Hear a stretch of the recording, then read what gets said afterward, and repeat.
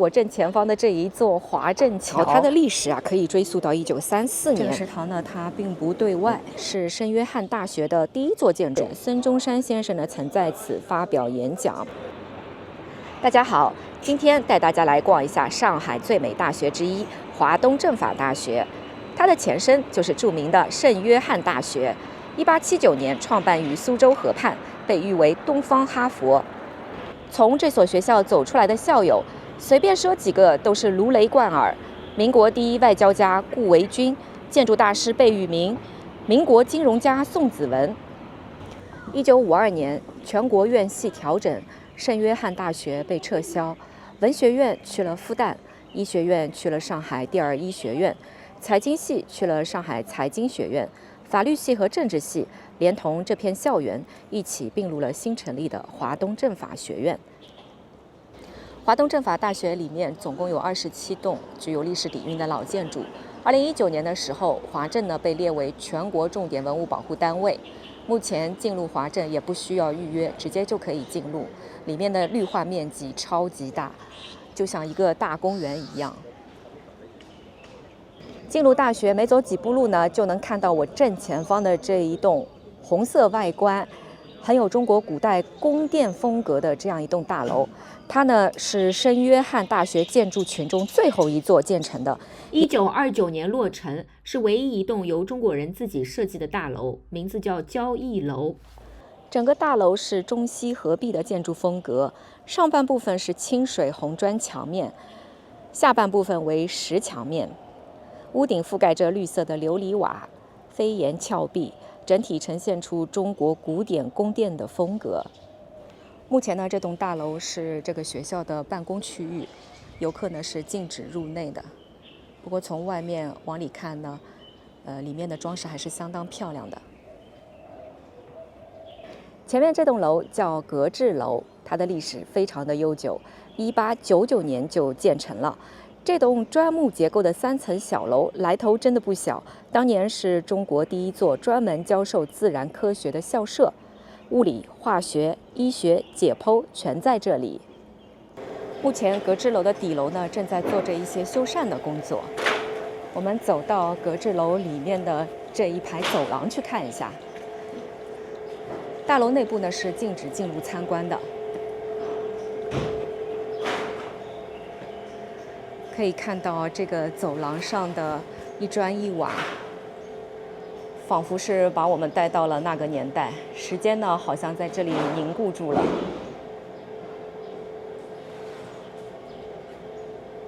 格致樓的旁邊就是著名的掏糞樓，這棟樓的歷史比格致樓還要悠久。1895年落成，是聖約翰大學的第一座建築。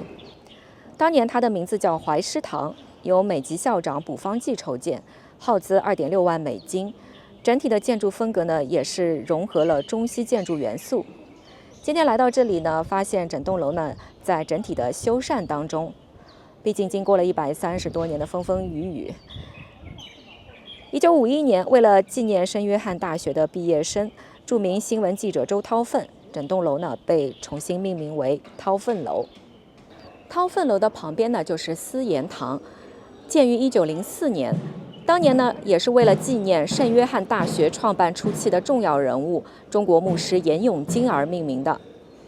整體的建築風格也是中西合璧，整個立面的配色令人相當舒適。正前方呢有很多拱門的元素。1913年2月1日，孫中山先生呢曾在此發表演講，所以思言堂呢也是成了近代中國教育與民主思想交流的重要場所。目前這些老建築呢都是不得入內參觀，現在呢是學校的辦公場所。不過你走到老建築的走廊這邊看一下，還能體會到這種建築之美。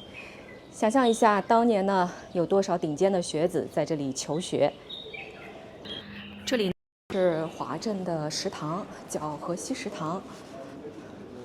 剛剛進來問了一下，這個食堂呢它並不對外。而且現在呢，已經，他們食堂的工作人员已經下班了。虽然现在只有12點半啊，他吃飯的時間是比較短的。整個食堂呢非常的乾淨，面積也很大。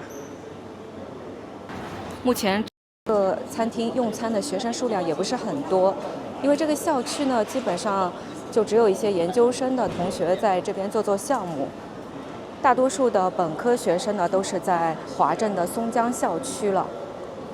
那我看到前面有一個華鎮麵包房，這個應該是對外開放的吧？進去看一下吧，挺小的。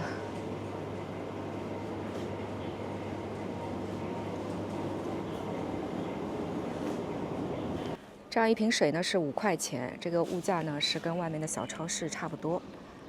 整個華東政法大學最漂亮的地方呢，莫過於這樣一條蘇河步道，沿着蘇州河畔接了這樣一條跑步道，整體環境呢相當的優美。這邊的建築呢，近年來也是進行了一個升級和修繕，走在這裡呢相當的愜意。沿着蘇州河畔呢，很多都是華東政法的老建築。像我正前方呢，又有一棟建於1909年的老建築思夢堂。落成於1909年的思夢堂，這棟建築是為了紀念當年來聖約翰大學教書的孟加德牧師。他畢業於哈佛大學，也是被認為第一個將西方社會學帶入中國的人。靠近蘇州河畔這一邊呢，也是做了相當多的小小的裝飾，看這邊呢有一條綠色的走廊，頭頂呢還有很多的風鈴，微風吹過呢，嘩嘩作響，特別漂亮。這一帶的環境真的整理得非常漂亮，沿着蘇州河呢種了這樣一排楊柳樹，楊柳輕垂。這兩天呢天氣又很好，藍天白雲，綠化率也很高，種滿了鮮花。不過華東政法大學裡面有很多建築，目前呢都在升級修繕當中，可能再過一陣子過來啊，這邊會更加的漂亮了。哇，走到這裡的時候，發現居然還有一個蘇河驛站啊！現在的基礎設施做得也是越來越好了。實際上它就是一個洗手間，市民在這邊散步的時候有需要呢，就可以使用這邊的蘇河驛站了。前面還有個小亭子。整個華東政法大學裡面的老建築故事真的多得一個視頻講也講不完。不過最令我感興趣的當屬於我正前方的這一座華鎮橋。沒錯，這個是華東政法大學裡面的這座橋梁，就在蘇州河上，非常的漂亮。它呢是連接了華東政法大學長寧校區的南北兩岸，也是師生往來兩岸校區的主要通道。同時呢，它也是蘇州河閘口往上游的第22座橋，我們現在走上去感受一下。